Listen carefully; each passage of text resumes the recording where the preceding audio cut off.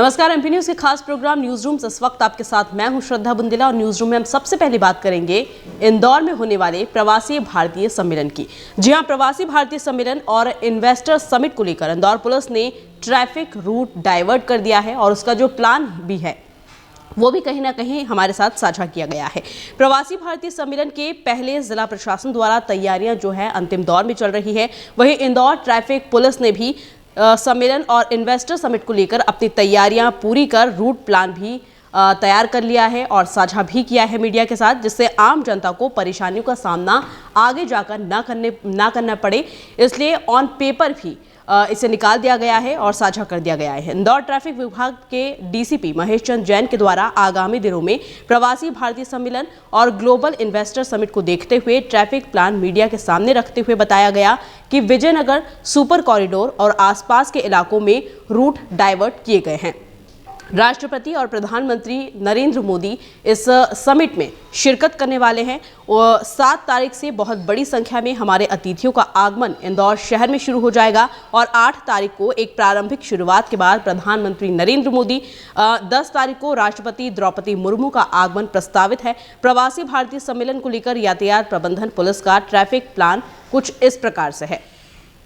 7 से 12 जनवरी से super corridor से MR10 होते हुए बाईपास तक की रोड को सामान्य यातायात के लिए प्रतिबंधित किया जा रहा है।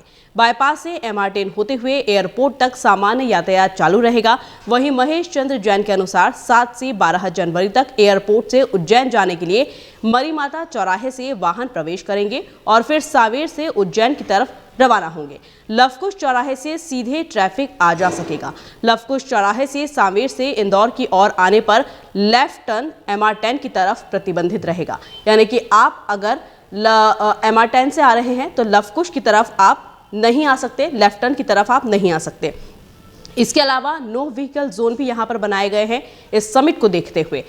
खजराना, राजबाड़ा, लालबाग और 56 दुकान को 7 जनवरी से 12 जनवरी तक नो व्हीकल जोन तय किया गया है, क्योंकि इन स्थानों पर प्रवासी भारतीयों का आगमन होना तय है। यही कारण है कि यह चारों स्थान पूरी तरह से नो व्हीकल जोन रहेंगे ताकि अतिथियों के लिए व्यवस्थाएं बनाई जा सके, वहां पार्किंग की समस्या किसी को भी न आए। वहीं बाईपास पर फिनिक्स मॉल की वजह से रोजाना शाम के समय जाम की स्थिति बनी रहती है। वीकेंड पर बड़ी संख्या में लोग मॉल जाते हैं। ऐसे में प्रवासी भारतीय सम्मेलन के दौरान यहाँ जाम से निपटने के लिए भी रणनीति जो है अब इसके लिए बनाई जा रही है। खबरों में आगे बढ़ते हैं और यहाँ पर हम बात करते हैं आधार कार्ड की। देखिए, हम आपको बता दें कि भारतीय विशिष्ट पहचान प्राधिकरण ने परिवार के मुखिया की सहमति से आधार में ऑनलाइन पता अपडेट करने की सुविधा शुरू कर दी है। आधार में HOF आधारित ऑनलाइन पता अपडेट यानी कि रिश्तेदार जैसे पति, पत्नी, बच्चे, माता पिता के लिए बहुत मददगार ये साबित होने वाला है। जिसके पास अपने आधार में पता अपडेट करने के लिए सहायक दस्तावेज नहीं है, इनके लिए राशन कार्ड, मार्कशीट, विवाह प्रमाण पत्र, पासपोर्ट आदि जैसे संबंधित दस्तावेज का प्रमाण प्रस्तुत भी किए जा सकते हैं।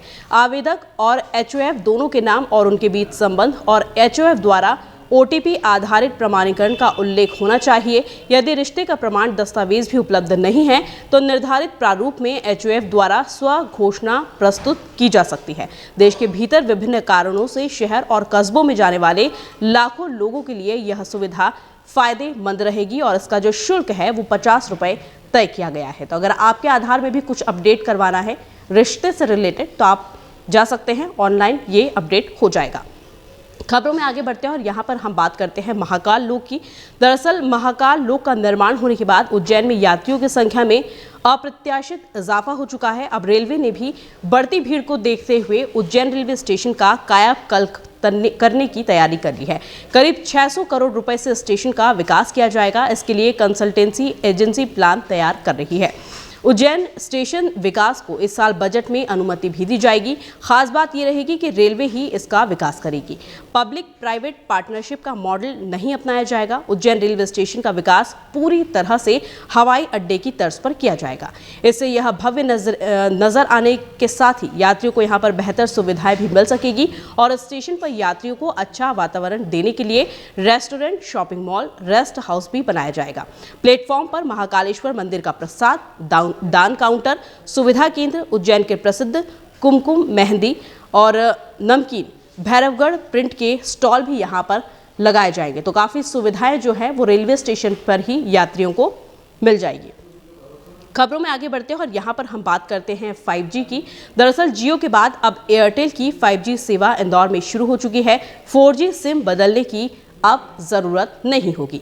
जी हाँ, टेलीकम्युनिकेशन सर्विस प्रोवाइडेड भारतीय एयरटेल ने मंगलवार को इंदौर में अपनी अत्याधुनिक 5G सेवाओं को शुरू करने की घोषणा की है और वर्तमान में नेटवर्क सभी 5G स्मार्टफोन पर काम करेगा। यह तेज गति व सबसे अच्छी आवाज़ की गुणवत्ता भी प्रदान करेगा और इसके साथ ही पर्यावरण के अनुकूल होगा। इसमें सामान्य व्यक्ति को सिम बदलने की ज़रूरत नहीं होगी। एयरटेल की मौजूदा यानी कि 4G जो सिम है वही 5G इनेबल्ड होगी। रोल आउट पूरा होने तक सभी मौजूदा प्लान 5G पर कार्य करेंगे। एयरटेल 5G प्लस अब सभी एंड्रॉयड और एप्पल समर्थित 5G उपकरणों पर भी काम करेगा। तो फिलहाल न्यूज रूम में इतना ही। हम फिर हाजिर होंगे कुछ न्यू अपडेट्स के साथ। तब तक के लिए नमस्कार। एमपी की नब्ज, एमपी का हाल, मध्य प्रदेश की हर खबर एमपी न्यूज टीवी के साथ। लगातार खबरों के लिए सब्सक्राइब करें हमारा YouTube channel MP news TV. Latest updates के लिए बेल आइकन दबाना जरा भी न भूलें।